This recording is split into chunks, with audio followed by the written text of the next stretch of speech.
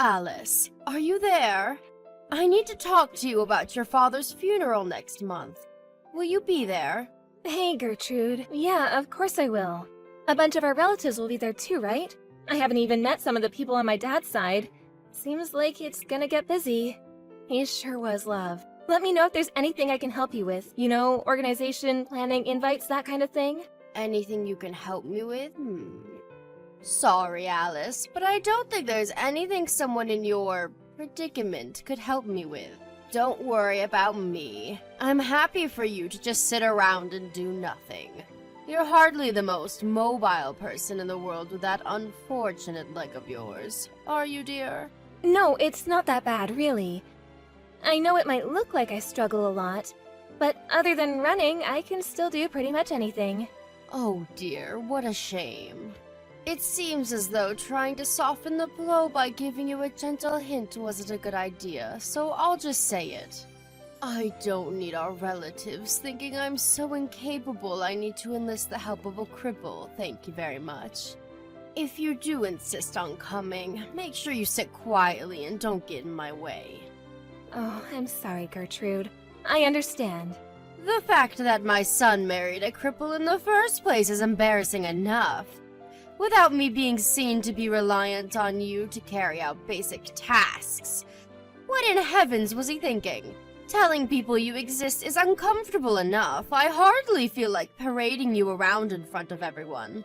I hope you don't think I've acknowledged you as my daughter, because most certainly I haven't. My Sam was adamant he only had eyes for you, and that your disability made no difference to him. That boy's so damn stubborn I knew resilience was futile, which is why I begrudgingly accepted it. Right, I see. I was looking forward to having a cute daughter-in-law to take out to cafes and on shopping trips with me. I had such high hopes. What an astronomical disappointment you turned out to be. I would have never believed in a million years he'd choose to spend the rest of his life with damaged goods like you. He must be atoning for some seriously evil deeds in a past life. That's the only explanation that makes sense to me. Gertrude, please. Why do you have to speak to me like this? Sam's the kindest man I've ever met. Besides, it's not like we fell for each other because of our looks in the first place. I fell in love with your son because of who he is deep down, just like he did with me. Just because one of my legs doesn't work makes no difference to him. I don't need you to tell me how kind Sam is. I'm his mother, for heaven's sake.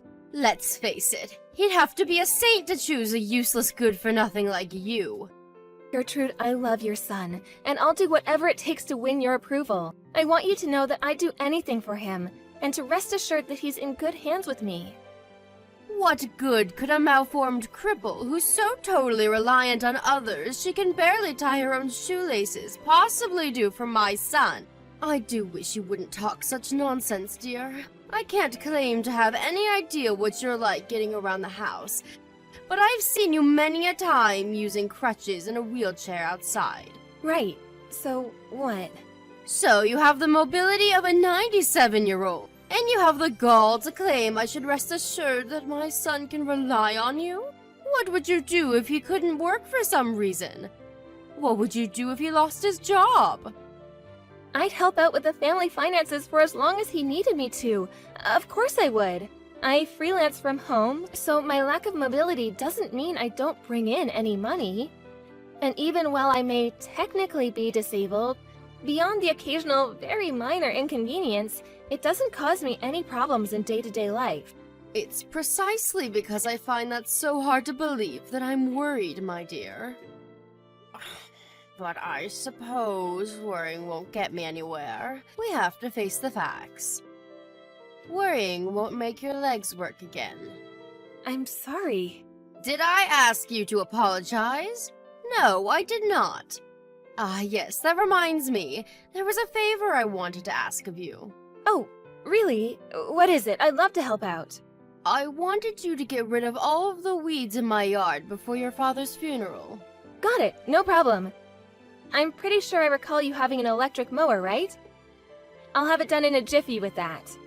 Unacceptable! Do you know how weeds work, my dear? Let me tell you about weeds. Much like how you've got your claws buried in my son's heart, weeds take root deep within the soil. I want you to pull every last one of them up, roots and all. The electric mower simply isn't going to cut it. You have to do it by hand. Oh, wait a second.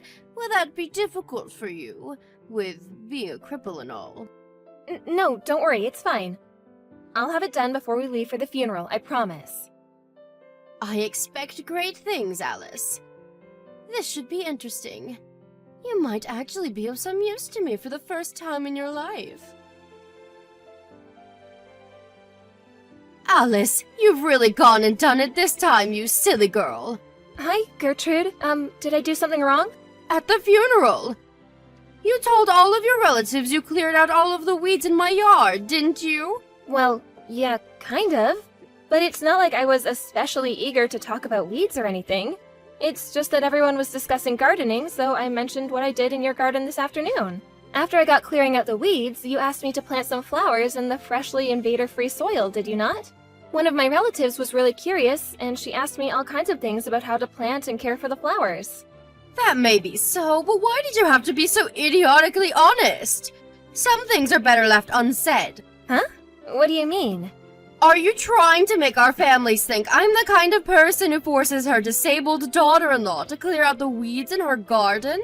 You're so thoughtless and insensitive. Ugh, how could you do this to me, you little ingrate? I'm your mother-in-law, did you forget that? Would it hurt you so much to say some nice things about me once in a blue moon, or to try and uplift me instead of destroying my reputation? Oh, look, Gertrude, I'm sorry. I didn't realize I was doing anything to upset you. It wasn't intentional. I doubt anyone even remembers what I said about the weeds, and besides, even if they did, why would they think you forced me? It was the flowers they were interested in. I honestly don't think you have anything to worry about. You don't know that for sure. I do wish you'd think before speaking every now and then, dear. Right, you're right. I'm sorry. If you mean it when you say you want to win my approval, making me happy should be your #1 priority. In spite of that, all you seem to do is upset me. Do you enjoy making me suffer? No, of course not. I told you I didn't mean to. I'm sorry. In that case, you better make damn sure that whenever you talk about me in front of others from now on, it's nothing but praise. Praise and more praise. I want everyone to know how fantastic I am. If anyone asks, the only reason you cleared out the weeds and planted those flowers was because you wanted to help me so badly that you volunteered of your own accord. Are we clear? We're clear. Good grief. It looks like your leg isn't the only thing that doesn't work. The fact that I have to explain things that should be as plain as day in minute detail makes it abundantly clear that your brain isn't operating at full capacity either. Are all cripples like this? Gertrude, please.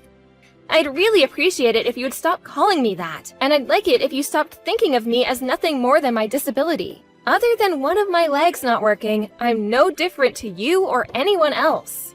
Oh, now I've heard it all. A bottom-dwelling leech who's only able to exist thanks to my hard-earned tax dollars thinks she's the same as me? Please stop being so horrible. Do you think I chose to be this way? Do you think I enjoy it? It makes me sick the way you cripples roll around in your wheelchairs while you suck up the tax dollars of hard-working Americans like me without a care in the world. You assert so boldly how you're no different to me and other normal folk that I believe you might actually be delusional enough to believe it. But the truth is, without sponging off the tax money of decent, respectable people like us, defective articles like you wouldn't have a leg to stand on, would you? Pardon the pun. I know you can't help the way you are, but you could at least try being a little more damn humble. I'm not gonna deny it. Maybe there are some disabled people who behave arrogantly and act like the world owes them something, but most of us are incredibly grateful for any help we get. Are you really? I wonder. Consider the following. You, damaged goods in the real sense of the term, managed to bag yourself a high-spec guy like my son. You're privileged enough to be enjoying a happy, fulfilling life of the kind that in a just world would only be possible for normal people. That seems pretty damn arrogant from where I'm standing. Disabled folk have the right to be happy too. Throw away these despicable ideas of yours at once. You may have been married for a year now, but I bet not a day's gone by where my son hasn't regretted choosing you to be his wife. How about you hurry up and accept how miserable you make the people around you and do my son the enormous favor of divorcing him and getting out of his life once and for all? Wait, are you telling me to leave Sam? Believe me, dear, that's all I've ever wanted. How could I want anything else? You're nothing but useless, damaged goods, and you serve no purpose in any of our lives. What's the point in keeping you around? You bring nothing to the table. Alice, my leg is itchy. Bring me a back scratcher at once. I can't come and see you again today, Gertrude. I have some important business to attend to now. Important business? More important than me? Impossible! You come back to the hospital right now. Are you being serious right now? I was literally just there. I'm sorry, I can't. I have an appointment to make. I really gotta go. Don't you feel sorry for me? I can't even walk. I'm disabled just like you now. You'd think you of all people would understand how I feel. Sure, I understand how difficult not being able to walk can be, but that doesn't mean I'm gonna drop what I'm doing to cater to your every whim and desire at the drop of a hat. Ah, I see. That's it, isn't it? You were born disabled. You could never understand how it feels to be an able-bodied person who suddenly loses use of their legs in a horrible accident. Not only that, but you'd think it was enough that I'm now unable to walk and forced to live in a wheelchair. But no, I just had a lawyer show up. Do you know what he wanted? He demanded I pay the full amount to cover the repair fees for the damage done to the house. I hardly see how that's a surprise after what you did. You drove your car into someone's freaking house. I suggest you talk to your insurance company about that. I'm not familiar with this kind of thing, but there's a chance they might be able to cover it. I'm certainly not going to be any use to you on this one. I have no idea what to do. I don't know anything about legal proceedings, and besides, this is all backwards. The owner should be paying for the damages her house caused to me. Just because I mistook the accelerator for the brake pedal in a moment of confusion doesn't mean I should be punished financially. I've already suffered enough. Surely you should just be thankful that poor old lady wasn't home when you planted your car in her living room. She could have been killed. And look, I know this isn't easy, but there is still a chance that with lots of hard work, rehabilitation, and some positive thinking, you could walk again one day. Maybe so, but there's no telling how long that could take. I was supposed to be going on a girls' holiday with my friends next month. There's no way I'll be going now. What did I ever do to deserve this? Life is cruel. I know this is horrible, Gertrude, but you can't give up. What else can you do but try your best? I know this is gonna sound heartless, but there's no avoiding the fact that you're the one who caused this accident. Besides, you're not the only one involved here. You destroyed some poor lady's house with your careless driving. I think you should show a little remorse. Like I told you, all I did was make one teeny tiny mistake. Since when did you become the world's highest moral authority? Get off your damn high horse. You don't seem to have any idea how much worse this could have been if that lady had happened to be home when you plowed through her house. You shut your goddamn mouth! I can't live like this. I've had enough already. I want to go home. Hospital food is so disgusting it makes me want to vomit, and they even decide when I go to bed. I can't take it anymore. This is not where I'm supposed to be. You're getting discharged next month, right? That's right. But that's too long. I don't know if I can hold out until then. It's not like being all cooped up in here is going to make me any more likely to walk again. I'm just suffering needlessly. Gertrude, please. They're doing important tests on you every day, and they're giving you rehab sessions for crying out loud. It might not be nice, but it's a necessary step in your recovery, and also for getting out of there. Please do your best. We believe in you. Oh, that reminds me. I wanted to talk to you about what happens after I get discharged from this godforsaken hellhole. I've decided I'm going to live with you and Sam. Huh? Don't act so surprised. I live in a wheelchair now, you know. How am I supposed to get by without anyone to look after me? There are tons of people in wheelchairs who live alone. Sure, things will undoubtedly be difficult at first, and we'll be around to help you while you get used to everything. Wait a second. You're not trying to tell me I can't live with you, are you? I know you wouldn't do that. Yes, that's exactly what I'm saying. I'm sorry, but you can't live with us. It's impossible. Why not? I'm Sam's mother. We're family. I know that. But Sam has no intention of letting you move in with us either. You're lying. There's no way my lovely, kind, caring Sam would let his own mother down in her hour of need. He's not like you. Oh, Gertrude, I'm really sorry to have to bring this up at a time like this. But you've been horrible to me ever since we met. Me? Horrible to you? What in heaven's name are you talking about, young lady? I have no recollection of doing any such thing. You make fun of me for being disabled? You do nothing but insult, demean, and belittle me at every opportunity. You probably treat your garbage better than you do me. All I've ever done is tell the truth. Whether you think something is true or not gives you no right to abuse me. I did my best to build some kind of positive relationship with you because you're Sam's mom and I wanted us all to get along. I wanted to win your approval so badly that I held my tongue and tolerated everything you said to me in the hopes that one day you'd finally give me a chance. But Sam told me I shouldn't keep putting up with it. And you know what? He's right. Fascinating. Just fascinating. What a riveting story. Not. What's your goddamn point, noodle egg? None of this has anything to do with me. I will be moving in with you. I won't be able to get by otherwise. Please start looking into disability-friendly accommodation, or if you're so tired of living alone, care homes. Because you are absolutely not moving in with us, and that's final.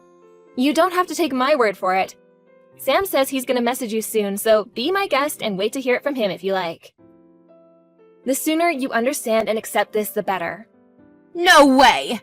Sam would do anything to help me, no matter what. I'm his mother and he loves me.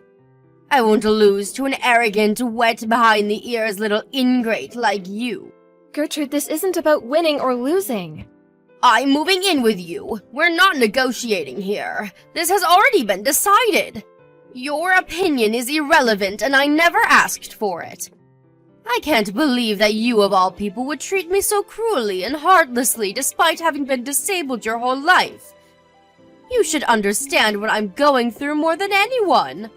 What's wrong? Are you scared you won't get my son's full, undivided attention anymore? That's it, isn't it? You're jealous. Give me a break, not even a little. Then how about you keep your mouth shut and start listening to my son? I know he wants me to live with you, and I won't hear another word on the matter from the likes of you.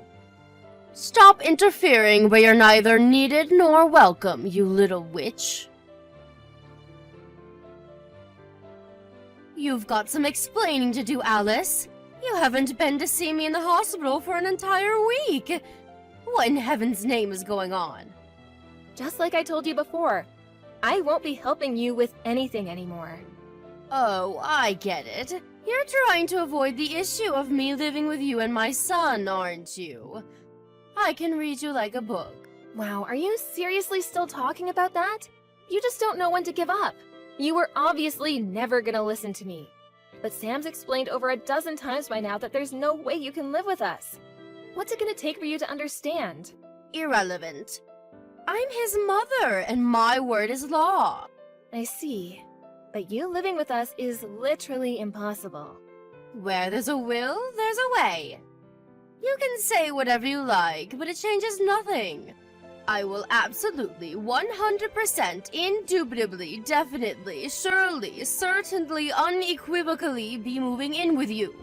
I've already hired a moving company to have my things dropped off at your house. The wheels are in motion and there are no brakes on this train. As things stand, the plan is to arrive there sometime during the beginning of next month. You should be grateful. This is an opportunity to be of some use to someone. Maybe if you're lucky, the day will finally come where I no longer think of you as useless, damaged goods. Didn't you always used to go on about how desperate you were to win my approval? Well, this is your chance to prove you've got what it takes. You're already making preparations to move in with us? Wait a sec. You mean you're moving abroad with us? Huh? Abroad? Yep. Me and Sam moved to the UK last week. That's why we can't visit you in the hospital anymore. Wait a sec. What? The UK? This is the first I've heard of it. Right? That's because we didn't tell you. Why did you move to the UK? This makes no sense. Hold on a second. Is this something to do with Sam's work? Bingo! So we're gonna be away from the States for a little while. Damn, I can't imagine how awkward it's gonna be when the moving company guys arrive with all your stuff at the house that we no longer live in. How many times did I tell you moving in with us was impossible? I wasn't exaggerating or making excuses. I mean, it's literally, physically impossible. Maybe so, but you didn't tell me why, did you? This could have all been avoided if you just let me know. Ugh! Come home this instant! We didn't tell you because we didn't want you bugging us or getting in our way while we were getting ready to move abroad. Besides, we thought it best to keep it quiet on the off chance that you were actually crazy enough to invite yourself. Where does this leave me? What am I supposed to do now? Where am I supposed to go when I get discharged from the hospital? Not my problem. Figure it out yourself. Oh, that reminds me. We did leave a bunch of leaflets containing information on local care facilities and specialized apartments for disabled folks on your living room table. There are some with info on live-in carers, too. Take a look at those and plan your life yourself. Are you abandoning me? How could you do this? I'm in a goddamn wheelchair! This is an unacceptable way to treat your mother-in-law. I don't want to understate how horrible and unfortunate your accident was, and I feel for you, Gertrude, I really do. But me or Sam have no intention of looking after someone as incredibly selfish and egotistic as you. You're the one who caused the accident. In spite of that, you still haven't apologized to the poor old lady whose house you destroyed, have you? She has more than enough of my money to care about epoxy apology. I've already lost my life savings because of the compensation I was forced to pay for her repairs. Her house can be fixed. My legs, on the other hand, cannot. Do you really think I have the time to be thinking of others in the situation I'm in? It's not that I don't understand how you feel. But I want you to think for a moment. I want you to remember something you said to me a little while ago. What was it again? You could at least try being a little more damn humble. So how about it, Gertrude? Have you not got what it takes to show some humility? That's super important for cripples like you and me, after all, right? This isn't fair. I was a normal person when I said that. I mean, no, wait. I'm still a normal person. I'm not a cripple. I'm not. They said there's a chance I might walk again if I work hard at rehab. Great. That means you can stop trying to rely on others and live by yourself then. You are normal after all, aren't you? Shouldn't be an issue, right? I am, but things are different now. Or at least for the time being. Have you no heart? Don't you feel in the slightest bit sorry for me? Your poor aged mother-in-law has to live in a wheelchair for heaven's sake. You have no idea how crushingly lonely it can be to live on your own at the best of times, let alone in this state. Have some sympathy. If you got enough fight left in you to be pestering me like this, I'm sure you'll be just fine. You know what astonishes me the most? That you actually think I'd help you after the way you abused and made fun of me for being disabled all this time. Surely you're joking. You have to be. No human being is this ridiculous. But I thought you wanted my approval. I thought I made this clear already, but any desire for your approval I may have had back then has completely disappeared. I'm blessed enough to have a kind, caring, loving husband who accepts me unconditionally for who I am, and that's all that matters. What more could I possibly want? Alice, listen to me. I'll accept you as my daughter-in-law and my son's wife if you let me move in with you. This is what you've been waiting for all this time, isn't it? I may have been a little inconsiderate towards you at times in the past, but I get it now. After losing use of my legs in the accident, I finally understand how you feel. I'll never do anything like that again. Won't you at least think about it? Pretty please? I will not. We could find a place with wheelchair accessibility in the UK, you know. I know the rest of the world isn't as advanced as America, but they should at least have ramps. You wouldn't happen to know anything about why I haven't been able to get through to Sam for the last few days, would you? Would you be a darling and pass on a message for me? I need you to ask him to consider flying me over to the UK to live with you both. I won't be doing that. But Alice, I'm begging you. I'm in a wheelchair and I'm begging you.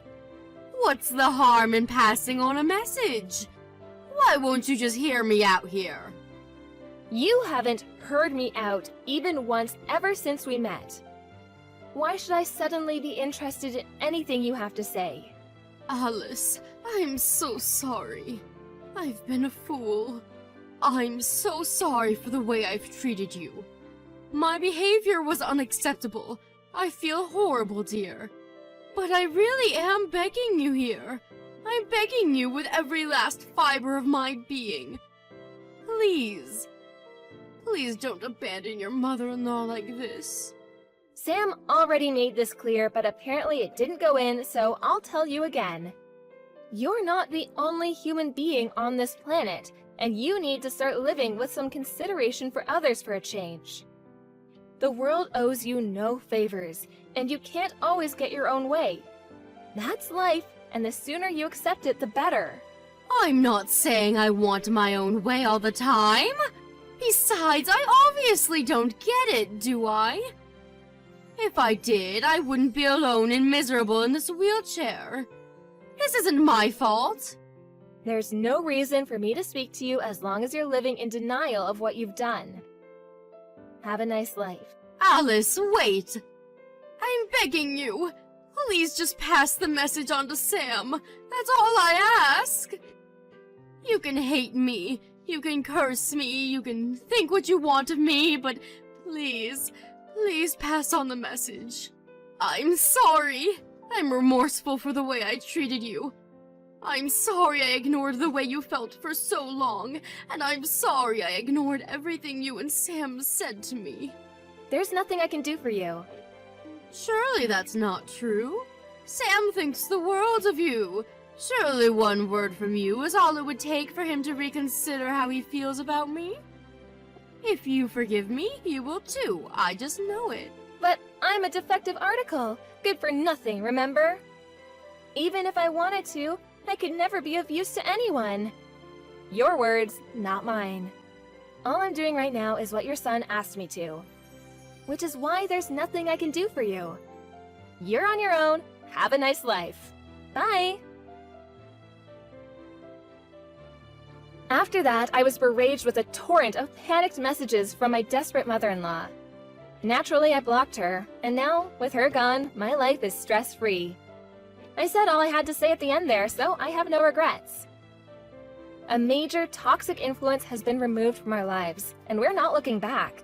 That said, she decided to move into an apartment complex equipped with specialized facilities for disabled people, for which she needed the signature of a close relative to act as her guarantor.